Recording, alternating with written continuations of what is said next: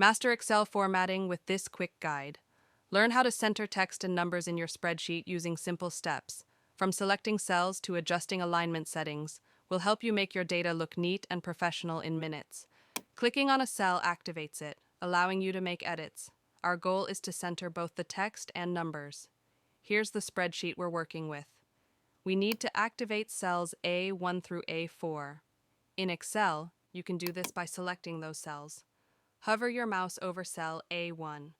Your cursor should turn into a white cross. Once it does, click and hold the left mouse button, then drag down to cell A4.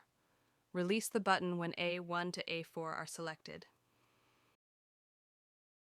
The selected cells will appear with a different background color, making them stand out from unselected cells.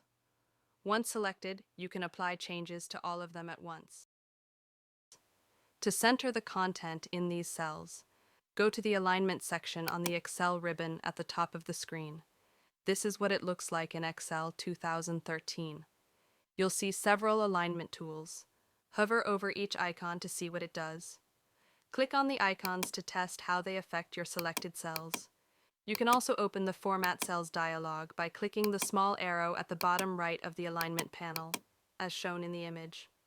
Once the dialog appears, look at the text alignment area at the top of the Alignment tab. You'll find drop-downs for both horizontal and vertical alignment.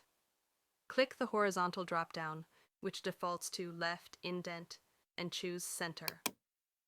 Do the same for the vertical drop-down.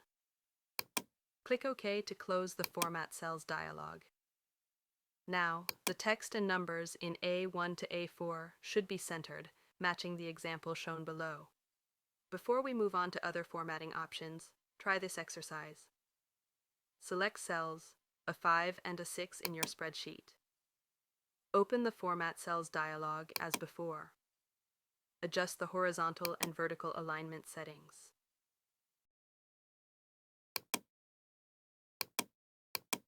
Click OK to apply the changes.